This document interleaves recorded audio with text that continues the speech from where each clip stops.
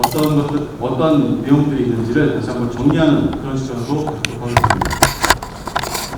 첫 번째로 여러분들이 많이 궁금해하시는 게 물류 이송도 뭐 간단하게 생각하면 뭐 AGV라고 생각을 하시기도 하고 화물을 나르는 로봇다 뭐 이렇게 생각을 하시는데요. 사실은 보시는 장표와 같이 그 스마트 팩토리라는 관점에서 보면은 맨 밑바닥에서 지금 실제로 운행을 해주는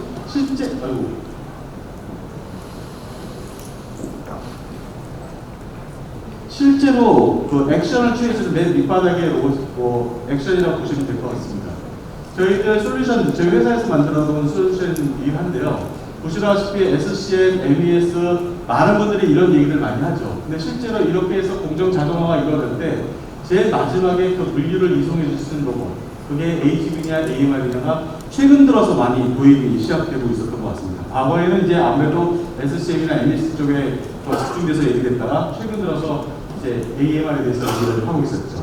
이 AGV, AMR이라는 거는 단독으로 쓰이는 경우가 없습니다. 오늘도 오전에 많은 분들이 오셔서 문의를 하셨는데요.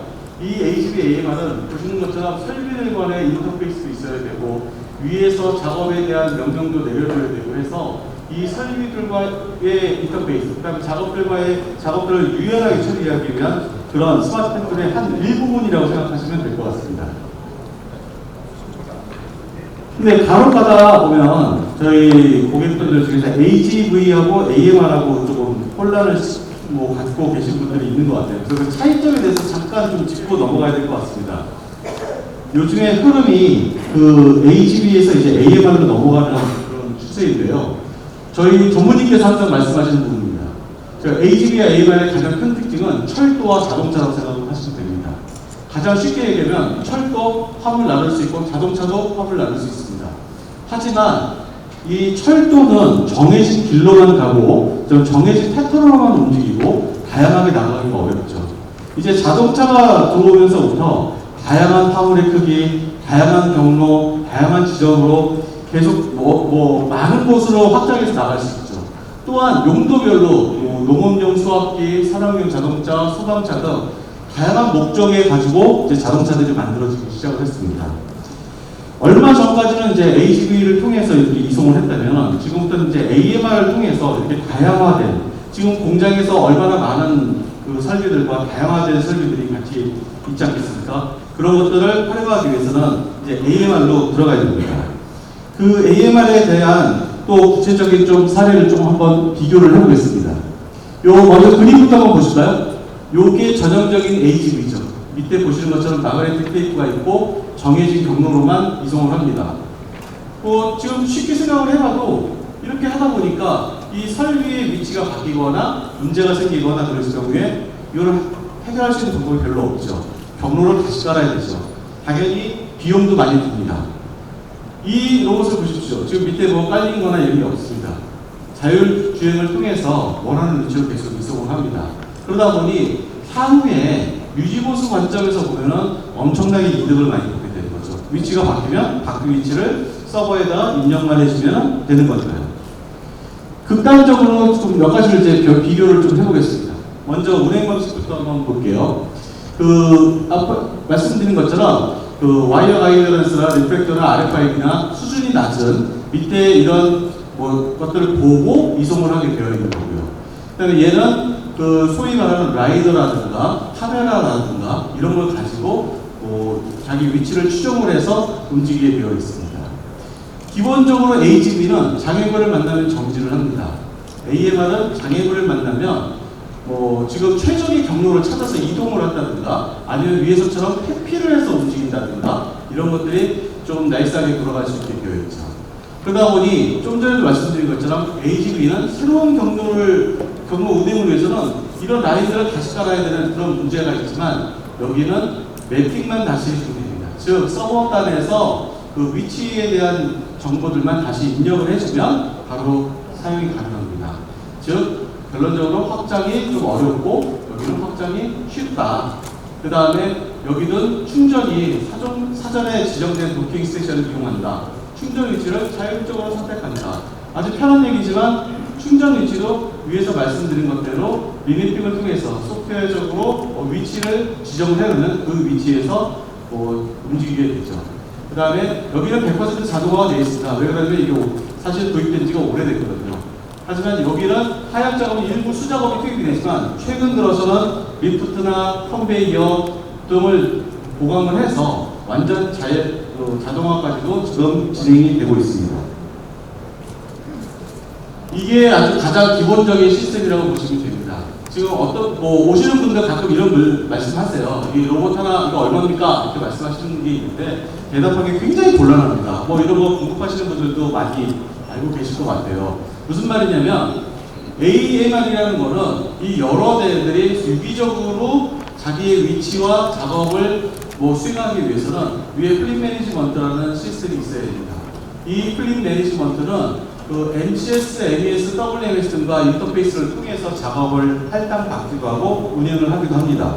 또한 그 각각의 로봇에 대한 패스 정보를 전달해 주기도 하고요. 작업을 어사인해 주기도 합니다. 작업을 어사인하는 거는 말씀드린 대로 1번 A 집이야. 너는 A 설비에서 B 설비로 뭐를 이송해라. 2번 A 집이야. 너는 B에서 C로 가라. 이런 것들을 해주는 거죠. 또한 이 여러 대의 HV들 간의 이동 경로상의 트래픽 컨트롤을 할 수 있는 기능이 있어야 됩니다. 즉, 이 서버 시스템과 이 자율주행 로봇이 결합이 되어야만 실제로 자율주행 이송 시스템이 완성이 된다고 보실 수 있습니다. 근데 이 시스템 쪽은 이제 논외로 하고요. 이 자율주행 로봇에 대한 문제점들이 그동안 많이 노출이 됐었습니다. 그 문제점들이 이제 저희들 경험으로 보면은 과거에 그 중국산 제품부터 시작을 해서 저희들이 만들었던 제품들도 다 같이 커플가 됐던 건데 기본적으로 이 네 가지는 반드시 가져가야 되는 겁니다. 어느 고객도 정밀주행이 되어야 된다고 말씀하십니다. 당연한 얘기 아닙니까? 원하는 위치에 제때 갖다 주는 게 그게 로봇이지 원하는 위치 아닌 곳에 갖다 주는 건 로봇도 아니죠. 근데 이 정밀주행을 하기 위해서는 그 현장 상황도 굉장히 중요합니다. 바닥이 고르지 못하는 곳에서도 정밀주행이 돼야 되는데 고객분들 중에는 바닥이 이상한 거는 신경 안 쓰시고 자율주행이 안 된다, 정밀하지 않다 이런 말씀 하시는 경우도 있었습니다. 하지만 그런 것들을 극복하기 위해서는 저희들이 나중에 설명을 드리겠지만 저희는 이제 유균접지라는 걸 써서 시작을 했는데 이 바닥의 상태랑 고르지 못한 상태도 극복을 해야 되고 경우에 따라서는 단차도 극복을 하고 경사로도 올라갈 수 있는 튼튼한 로봇이 있어야겠죠.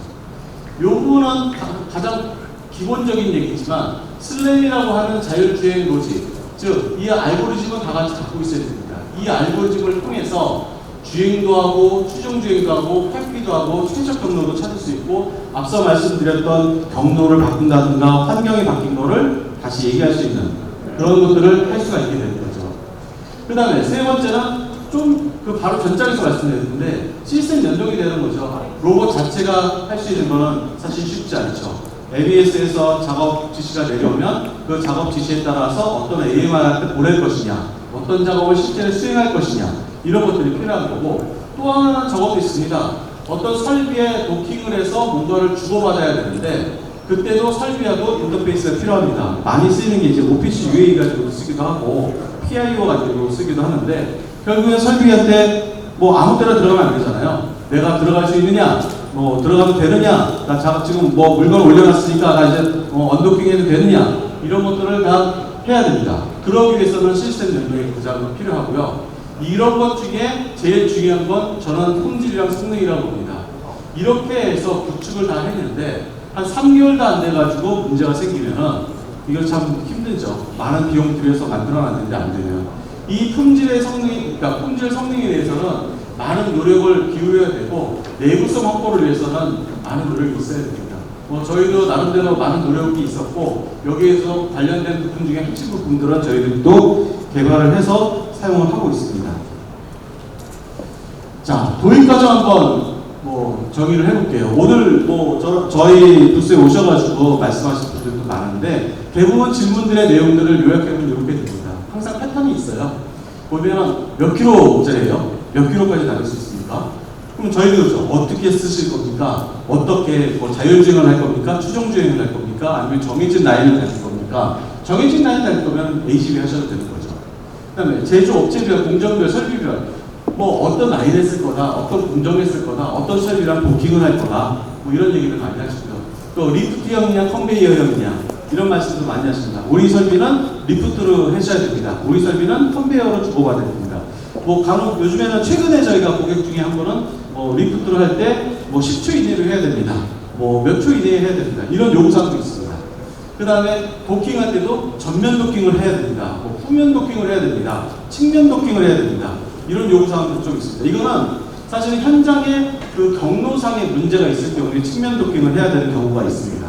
그 다음에 시스템 연동을 할 때 뭐 당연히 FMS는 있어야겠지만 그 위에 MCS나 MES 그 다음에 아까 제가 말씀드렸던 PIO 통신을 할 거냐 OPCUA를 할 것이냐 이런 거에 대한 논의가 있어야 되는 거죠.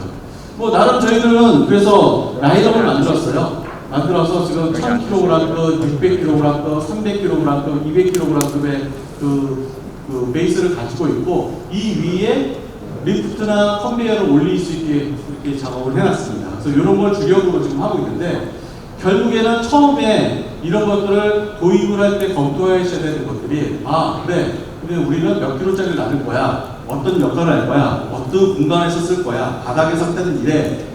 그 다음에 뭐 부가 장치는 뭐 컨베이어를 쓸 거야, 리프트를 쓸 거야.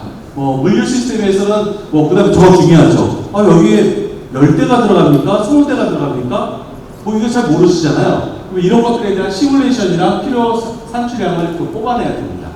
그리고 나서 구동부와 위에 이제 컨베이어로 결정이 났으면 구동부 위에 컨베이어 올리는 작업들이 있어야 되는 거고, 그러면 자율주행 AMR을 현장에 들어놓고 이제 말씀드렸던 것처럼 스마트 팩토리 시스템들, 아까 이제 MES라든가 MCS, SCM 이런 것들과 연동을 해서 실제로 물류가 일어날 수 있는 자동화를 구축을 하게 되는 거죠.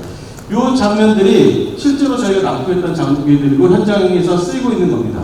그래서 이걸 2단짜리 컨베이어를 올려가지고 한쪽을 올리고 내리고를 할 수 있게 만들어진 거고요. 이건 정면에서 본 거고요. 이건 1단짜리입니다.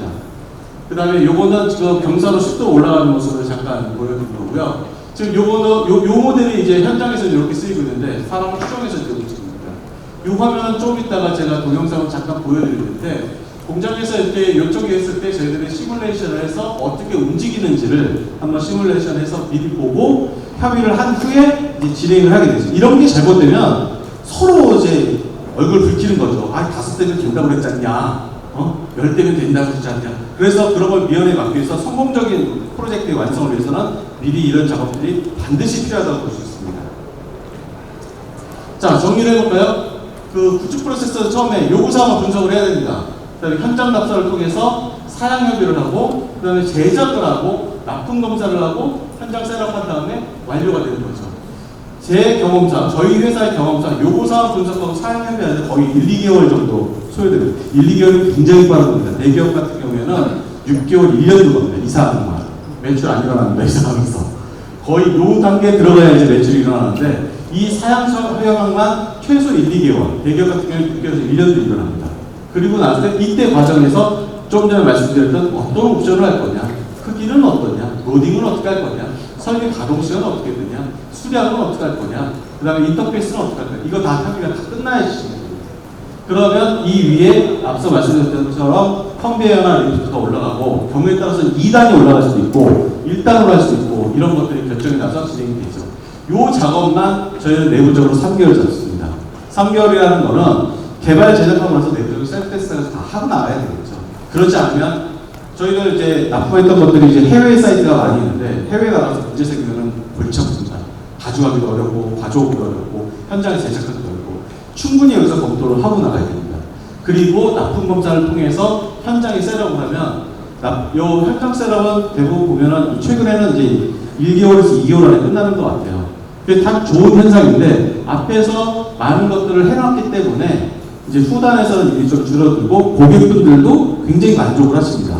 이 과거에는 이 납품 현장 셋업이 굉장히 오래 걸리는 작업이었어요. 그러다 보니까 이제 서로 힘들어지는 그런 일들이 많았지만 지금은 이제 이 과정이 굉장히 단순화되고 미리 다 체크업이 되기 때문에 쉽게 될 수 있는, 서로가 만족할 수 있는 그런 상황으로 바뀌었다고 보실 수 있습니다.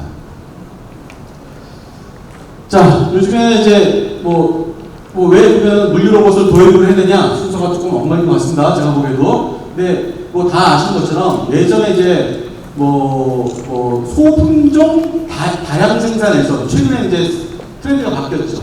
품종 소량 생산. 즉, 이 얘기를 왜 드리는 거냐면, 앞서 말씀드린 것처럼 설비의 위치라든가 경로가 수시로 바뀝니다. 이 수시로 바뀌는 거를 AGV로 계속 가이드를 이제 다시 만들기는 굉장히 어려운 상황이 됐어요.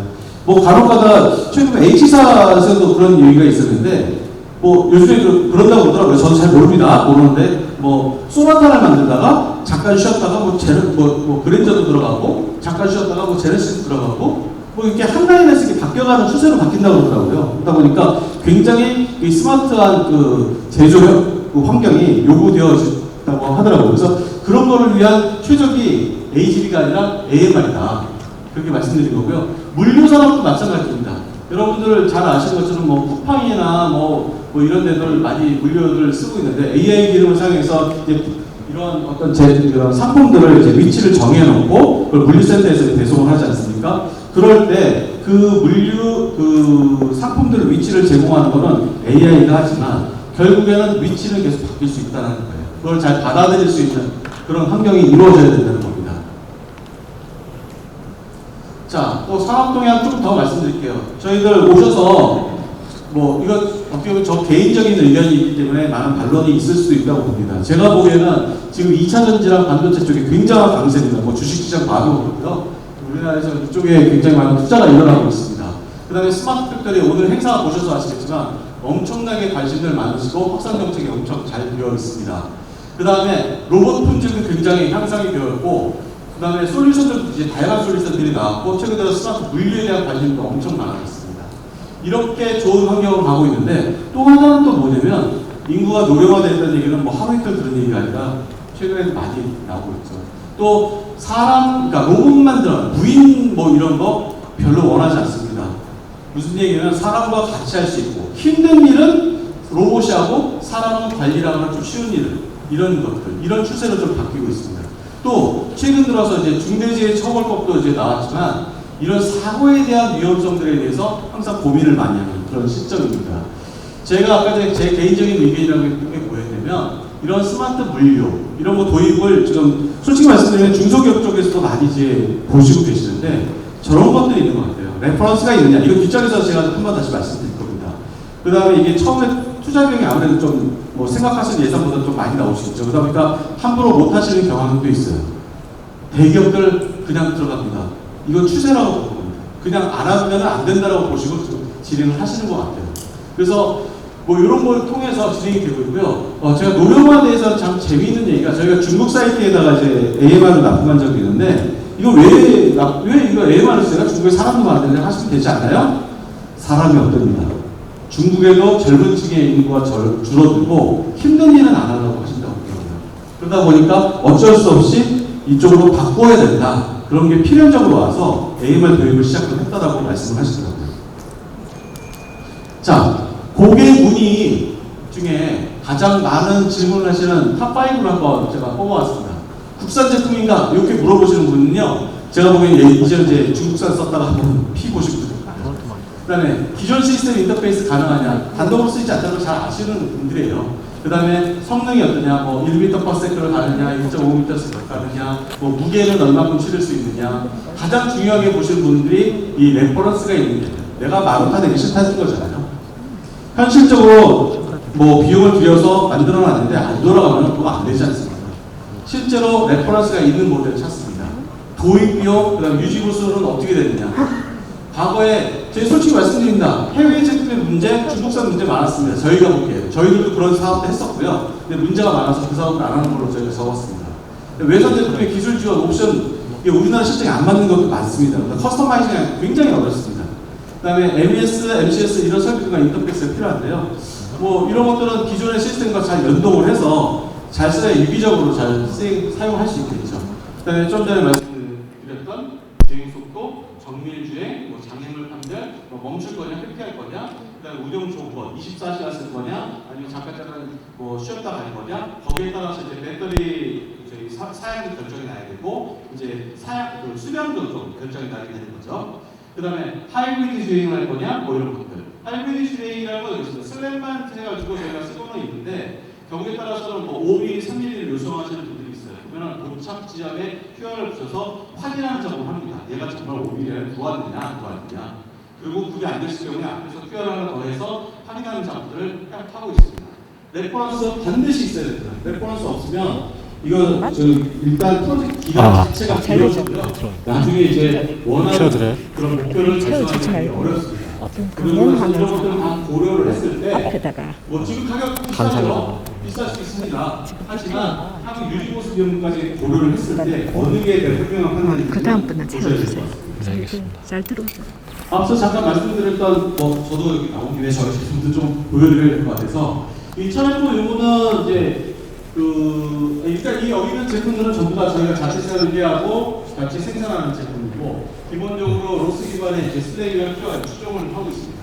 이 위에 계속 말씀드렸던 리프트나 컨베이어든 옵션들을 달 수가 있고 이게 뭐 2층으로 달든 1층으로 달든 할 수 있고요. 티라이픽은 원래 ABS, MCS가 강한 회사입니다. 그리고 소프트웨어 쪽 회사였는데 이번에 이제 TIFMS를 연동을 해서 이제 로봇과 같이 비슷하게 되는 거고요. 저희는 이 제품을 통해서 이제 대기업에 많이 납품해서 현장업을 알려드리는 제품입니다. 재밌는 거는 이제 천연포 같은 경우에는 그 공사 현장에서 쓰고 있는 건데 요거 쓸 때 1톤을 싣고 이제 10도로 올라간다는 게 굉장히 매력적이었어요. 실제로 이거를 옛날에 이제 수동 대차 같은 걸 이동해서 이렇게 쓰셨는데 그러다 보니까 사고도 많았고 사실 언덕에 올라가다가 문제가 돼서 미끄러지기 시작하는 큰 사고가 이루어지기 때문에 굉장히 어려웠던 건데 이런 거 로봇을 이제 도입을 하면서 이제 일이 좀 수월해지기 시작을 했죠. 그리고 이제 안전사고에 좀 대응할 수 있는 그런 것들이 시작이 됐습니다. 그 다음에 이제 600 모델, 300 모델, 200 모델은 사실 같은 모델이라고 보셔도 무방할 것 같습니다. 사실 회의로도 차이만 있고 여기에서 설비의 크기라든가 이런 것들 때문에 좀 커스터마이징은 됩니다. 그 위에 리프트나 컨베이어들을 올려서 이제 공장에 쓸 수가 있게 되고요. 저희들이 이제 4Q에 지금 출시 예정인 100 모델이 있는데 요거는 이제 물류 자동화 창고에 들어가려고 준비를 하고 있는 그런 모델입니다. 네, 저희가 지금 들어갔던 현장 사진들을 조금 보여드리고 있는 건데요. 요것들이 지금 뭐 아시는 분은 아시는데 제가 그래도 공식적으로는 보여드리면 안 될 것 같아서 로고들을 좀 숨겼고요. 이런 것들이 이제 현장에서 많이 사용되고 있는 겁니다. 요거 같은 거는 보시는 것처럼 이제 측면 도킹을 통해서 제품을 내리고 올리고 할 수 있게 되어 있고 얘는 전면으로 도킹을 해서 컨베이어를 통해서 올리고 내리고 할 수 있습니다. 얘는 요거랑 같은 모델인데 그러니까 요거랑 같이 사용되고 있고요. 요거는 좀 말씀드렸던 것처럼 추정 주행인데요. 잠깐만 보여드릴게요.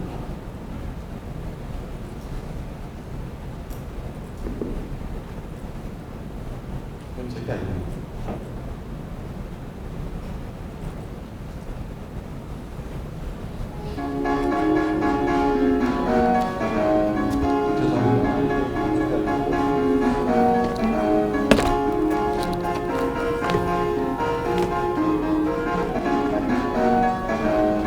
네, 저기 보시는 것처럼 이렇게 로봇이 쫓아다닙니다. 저기 1톤까지 싣고 쫓아가니까 실제로 이제 작업하시는 분들이 이제 미는 그런 수고는 없는 거죠. 활용도 24시간 안 합니다, 저거. 필요할 때만 씁니다. 그러니까 효율성도 좀 높은 편이에요. 급할 때 이제 갔다가 쓰시는데 그 현장에 가면 대차 엄청 많습니다. 그 대차들은 이걸로 하나씩 이제 변경을 하고 있는 중이고요. 요거는 저희가 이제 600 모델에 대한 자료인데요. 요거는 저희 유튜브에도 볼 수 있습니다. 중요한 거는 저렇게 바닥이 고른 데서 움직이는 거는 뭐 큰 문제가 없어요. 저희 말고도 다른 분들이 다 잘 하십니다. 근데 문제는 바닥이 안 좋은 데서도 과연 정밀 주행을 할 수 있느냐 이런 것도 보실 수 있어야 돼요. 네, 저희가 밖에 저희가 대거하려고 이렇게 만들어놨는데 저런 테스트를 다 겪고 인증을 받은 그런 제품입니다.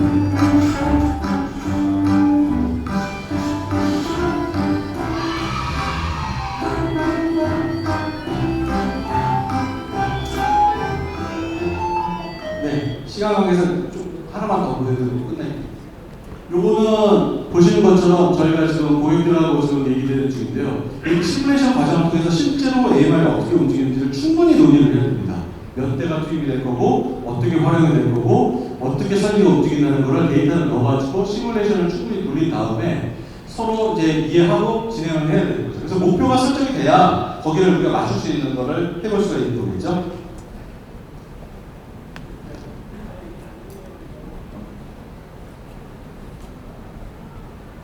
네, 보여드렸고요. 도입 사례 두 가지만 딱 말씀드리고 이제 말씀드릴게요. 좀 전에 약간 말씀드렸던 건데요. 중국 사이트였습니다.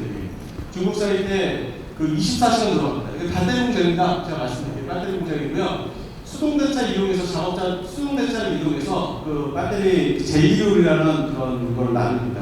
한 대가 한 번 쏟으면 사고가 있어서 전량 폐기를 해야 됩니다. 근데 이게 워낙 무겁고요. 쏟아졌을 때 피해액이 한 4천만 원 정도 일어난다고 해요. 다 폐기해야 됩니다. 수입 때문에 그렇고 배터리 쪽 이제 사고의 위험이 있어서 다 폐기하는데 이게 4천만 원이거든요. 그러다 보니 이 작업자들이 싫어하는 거예요. 저거 내가 하는데 또 내가 실수했다가 야간에 하다 보면 졸다가 그럴 수 있거든요. 그러니까 싫어하는 거예요. 그 다음에 앞서 말씀드린 것처럼 중국 사이트인데 중국 애들이 안 들어온다는 거예요. 이런 거 한다 보면 들어왔다가 나간다는 거예요. 그 다음에 그러다 보니 AMR을 도입할 수밖에 없었고 도입을 하고 났더니 일단 안정적으로 달리다 보니까 낙하사고가 없는 거죠. 낙하사고가 없으니까 수율이 좋아지고 품질이 생산성이 향상이 되는 거고 작업자들도 내가 나르지 않으니까 괜찮아지는 거죠. 힘들죠. 그렇다고 이 사람들 우리 속된 말로 짜지 않습니다. 왜냐면요 일거리가 너무 많아요. 다른 일도 엄청 많아가지고 다른 일을 못 돌립니다. 그다음 힘든 일은 AMR이 하고 관리나 다른 일들을 사람들을 쓰게 됩니다. 결론적으로는 인원이 5조가 들어오는데 휴식조 포함해서 5조가 아니 5명이 4조로 해가지고 돌아갔던 거를 지금 뭐 4조로 1명만 관리를 하면서 진행을 합니다. 요거는 이제 저희가 최근에 지금 저희 고객이랑 지금 논의하고 있는데요. 이게 되게 재밌습니다. 이거 아시는 분은 아실 것 같아요. 1톤 이동물이고요. 실내에서 디젤 지게차를 이용해서 이동합니다. 매연 장난 아닙니다. 그럼 실내에서 디젤 지게차를 막 운영해 보세요. 막 매연. 그 다음에 경로가 좁습니다. 24시간 생산해야 됩니다. 지게차가 이게 떠서 들어서 나가는데 이게 시야가 가리는 거예요. 그러니까 후진으로 맞춰 나가는데 이게 숙련자가 아니에요. 정말 말 그대로 인력수도 문제가 있고 후진으로 하다 보니까 사고 가능성이 굉장히 높습니다. 여기 대표님이 굉장히 이 중대재해 처벌법에 대해서 걱정이 많으세요. 이 법 자체가 문제가 아니라 사고가 나면 어쨌든 우리 식구지 않습니까? 이 식구들이 다친다는 것에 대해서 스트레스를 엄청 갖고 계세요. 그래서 이럴 때 AMR을 도입을 하면 하지 않겠냐 해서 저희랑 시작이 될 건데 왕복이선이 이게 지게차가 떠서 나오기는 힘들지만 AMR에 들어가서 나올 공간이 되거든요. 이게 두 개가. 그래서 왕복 차선이 해서 되고 24시간 로봇은 뭐 배터리만 충전해주고 가니까요. 그 다음에 작업자 만족도가 상승하는데 왜? 안전사고가 없어지고 매연이 없어집니다. 그리고 나서 디젤 제게차가 제거가 되니까 이제 공기가 좋아지고 이러다 보니까 만족도가 굉장히 높아집니다. 그런 사이트입니다. 네, 이제 정리하겠습니다. 뭐 물류이송 로봇이라는 건 제가 말씀드린 것처럼 요즘에 스마트 팩토리에 대한 뭐 관심도 높고요. 물류 자동화에 대한 관심도 높고요. AGV에서 AMR로 많이 이렇게 바뀌고 있습니다. 그 다음에 또 그 요구사항 이런 걸 도입하기 위해서 요구사항 분석 뭐 이런 것들을 잘 하셔야 되고요. 이게 로봇만 간다가 된다는 게 아니라 전체 스마트 팩토리 전체 플로우에서 맨 밑바닥이라고 생각을 하시면 될 것 같고요. 산업적인 측면이나 이제 보면 2차 전지 반도체 쪽에 굉장히 강세가 있어서 대기업에서 많이 합니다. 모니터링 하세요. 거기서 성공한 케이스를 갖다 쓰는 게 제일 확실하지 않겠습니까? 중소기업이라면. 그 다음에 스마트 팩토리 솔루션 확대되고 지원책이 많이 나오고 있습니다. 그 다음에 로봇 기능이 요즘 들어서 획기적으로 좋아지고 품질이 좋아졌습니다. 그 다음에 인력도 부족해지고 힘든 일을 안 하려는 것도 있고 뭐 그 다음에 최근 국내에서는 국산 로봇에 대한 그런 자부심이 굉장히 크십니다. 이런 걸 해서 저희 로봇은 이제 티라우스라고 불리는데요. 100% 자체 기술을 개발되고요. 저희 원래 티라 일택의 그 스마트 팩토리 시스템과 연동을 해서 뭐 지금 말씀하셨던 스마트 팩토리를 구축하는데 저희들이 큰 도움이 되고 싶습니다. 제가 발표한 자료는 여기까지고요. 뒤에 어펜디스는 그냥 참고로 좀 봐주시면 될 것 같고요. 간단하게 뭐 질문 있으시면 제가 한두 가지만 받고 시간을 마무리하겠습니다. 제가 보니까 뭐 시간 다 된 것 같긴 한데 그러면